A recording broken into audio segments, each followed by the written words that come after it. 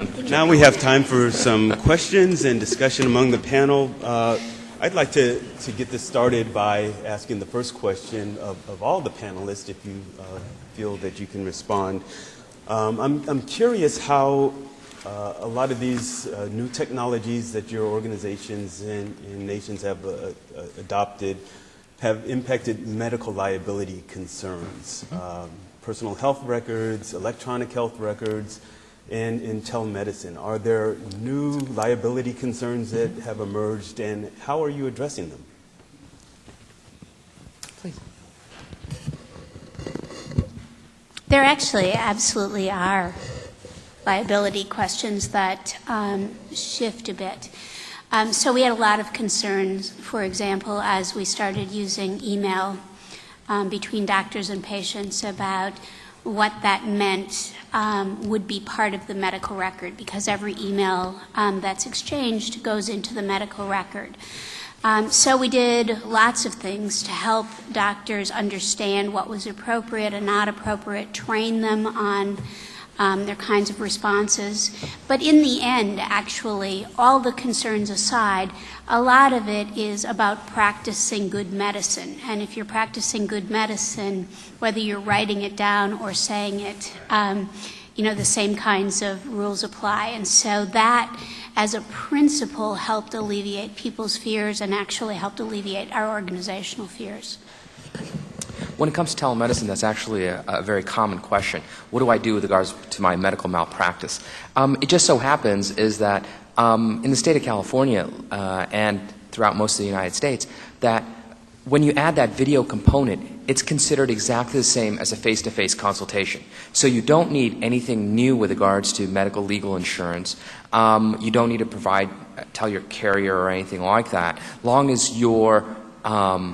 As long as you have the video component to it, you're actually at far greater risk from a medical legal standpoint from the typical telephone or curbside conversation than you are from a video-based conversation. So far there's never been a lawsuit in the United States with regards to the use of telemedicine. But there's a very interesting lawsuit in an East Coast state, and I won't mention where it is, that there was a hospital that had telemedicine, then decided to take it away. And then unfortunately a child had an untoward clinical outcome. And the family is in the process of suing that hospital to say, listen, when you had telemedicine, you established a standard of care. Then you decided to go below that standard of care by removing telemedicine from your standard of practice. And therefore our child could not get that standard of care, could not get that pediatric specialty that they needed. So it's been very interesting how it's actually been the opposite of what most people consider. I agree with Jan in the sense of better information is just better care. So first doing the best thing, which is delivering more informed decisions, more informed advice. The second piece, and from a liability point of view, it's really about relationships. And just like the survey that Jan showed, patients really like this stuff. This connectivity really gets them better access, and that also mitigates anything. And finally, we will not give advice to anyone who is not an established patient of ours, and that would differentiate it from many, internet companies that do it. I think there's a general accept of using IT technology both by doctors and by the patient in Denmark. There's no resistance at all. The only question we were facing was when we are talking about this common medicine card, because the doctor then said, well, if I now can see what another doctor has prescribed and I can see it's wrong, am I then responsible to change it? And we said, yes, you are. Then they got a bit annoyed, but they have to be a good doctor, so they have to change the prescription if it's wrong. Thank you. Questions in the audience? Please wait for the microphone to come to you. I have a question specifically for Dr. Tang.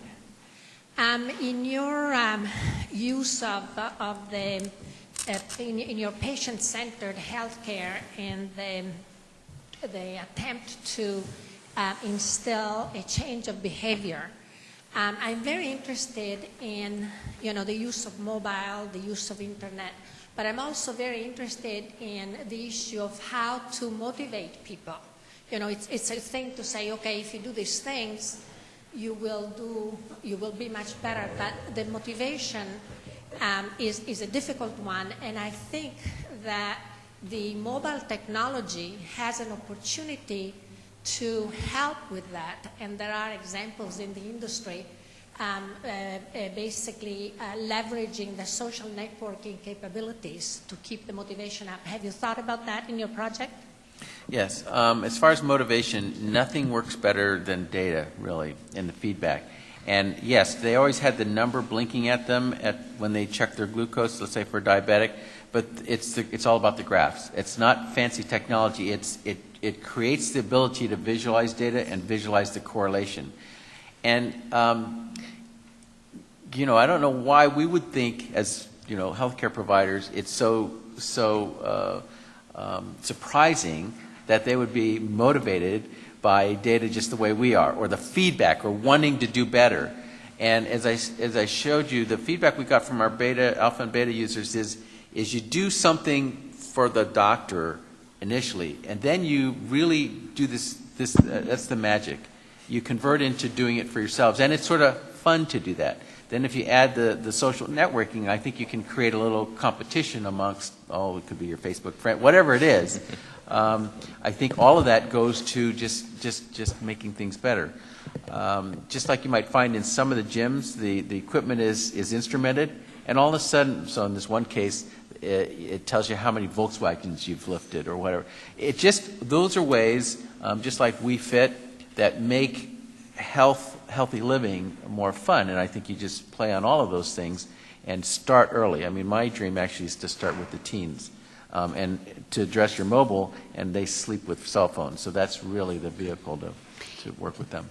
If I could add just a note, I know your question was for Dr. Tang, but yesterday I had the privilege of attending a readout or a report out from a number of studies that the Robert Wood Johnson Foundation had started to explore what the next generation of personal health records would look like.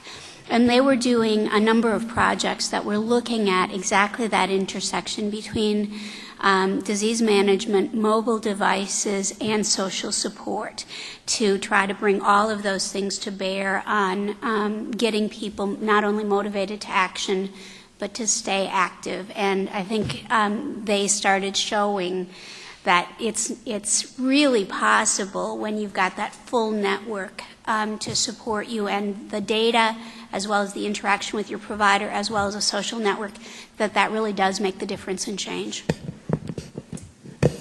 Other questions? Is this on?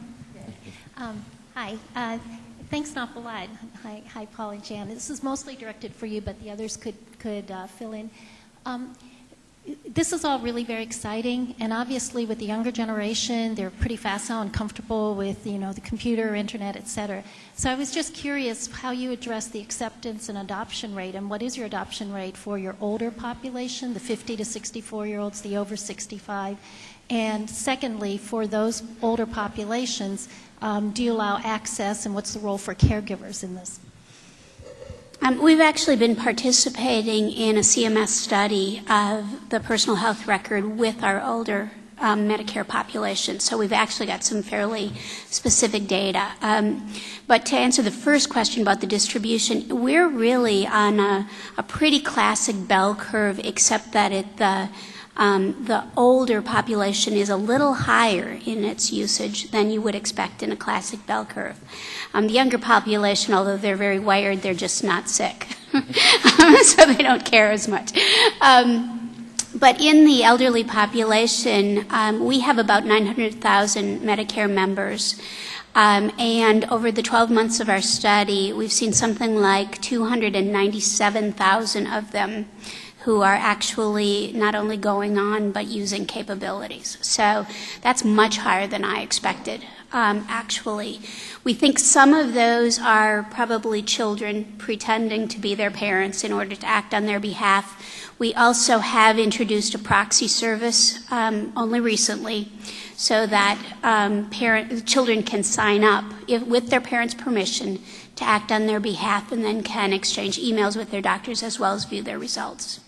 So I think that's pretty encouraging about what it looks like in that elderly population, and we've done some things to specifically target them in enrollment and adoption to make sure that they're getting the benefits of it. I have some stats about the older population. So we have about 37% of our patients who are in their 60s enrolled, 25% of the patients in their 70s, and 11% of patients over 90 are enrolled. We also have we've had the proxy service for quite a while, and some of the feedback we get are the most tear stimulating. I mean, basically, it's given the child a way to participate in a meaningful way in the care of their parents. So the other thing to mention, and I think this is also good, lots of people, including the older Americans, search the internet for health information, but some of those sites label themselves as further worried. Well, when we look at the acuity of the people who are signed up, half of our patient population is basically signed up. The folks who are signed up have twice as many diagnoses, twice as many meds, twice as many visits. So the nice thing is we're addressing the folks who could use it the most. And in general, the folks who are signed up, their average age is older than our general population. We have time for 2 more questions.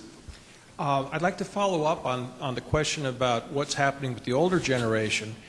Yesterday there was an interesting comment made that perhaps carve-outs and capitation could be done maybe to like home security companies as opposed to a home care company. So I'm just curious perhaps what the panel would think about extending this model of using networks of people to extend it to networks of companies. I can address that directly in the sense of the IOM.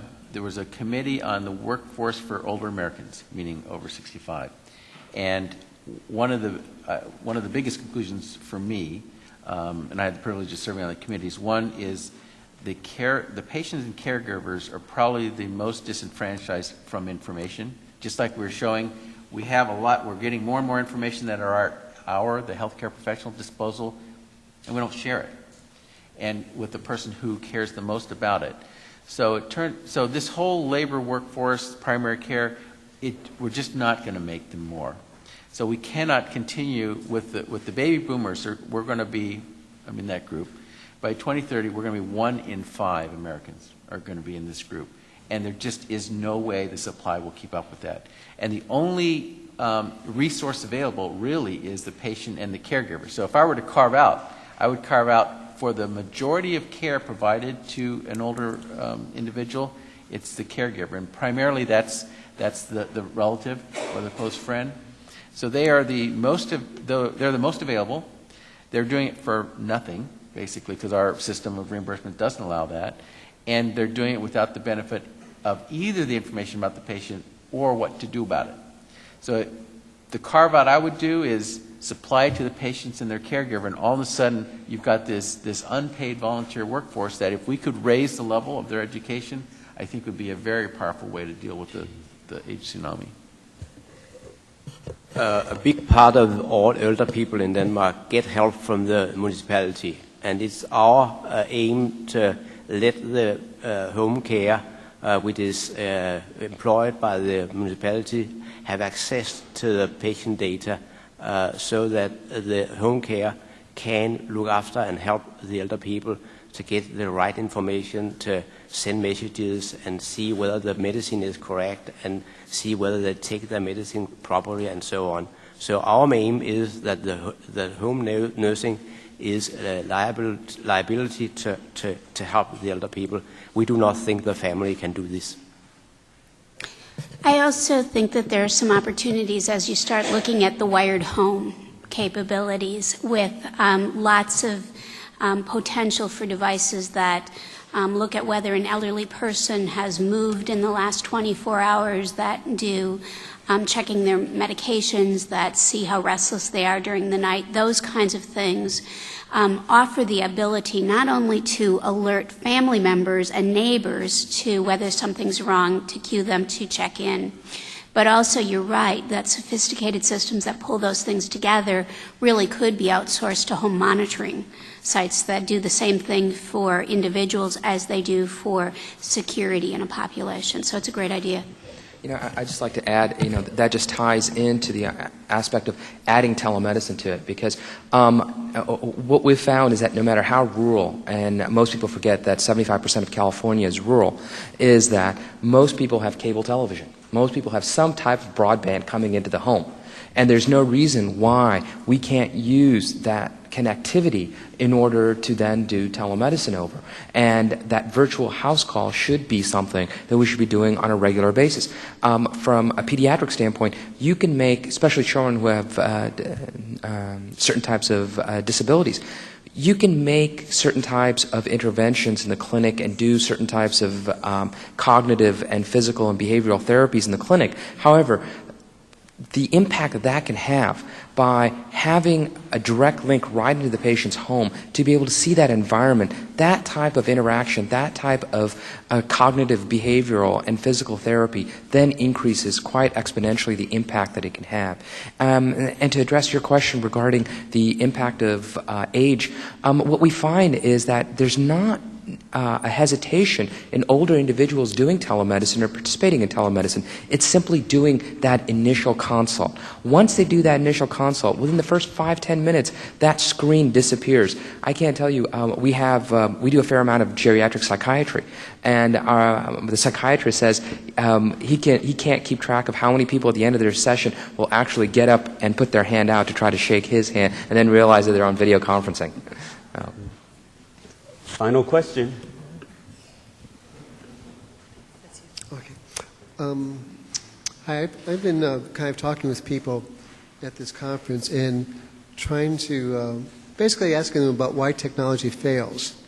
I hear a lot of interesting possibilities, but I'm not really hearing people talking about why the technology doesn't work.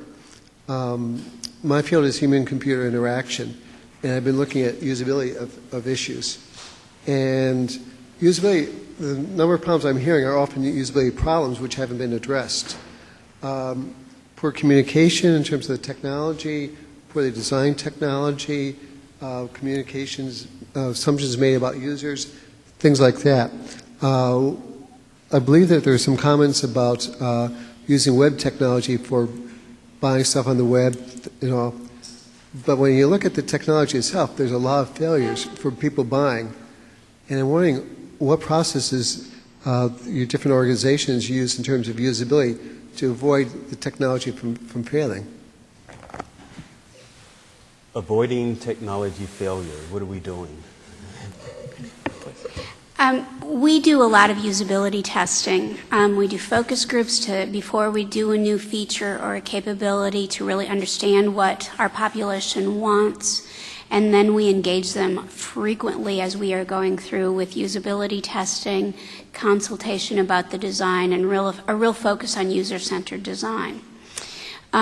Which doesn't mean that everything works perfectly, but we're working to get better at that so that we not only look at the features themselves from a standpoint of whether they work for the population, but look at the constellation of features, and then we're trying to get better at trying to figure out how we can present them across a variety of technologies so that if one technology doesn't work for somebody, another one will. But there's a ways to go, I think, in this science.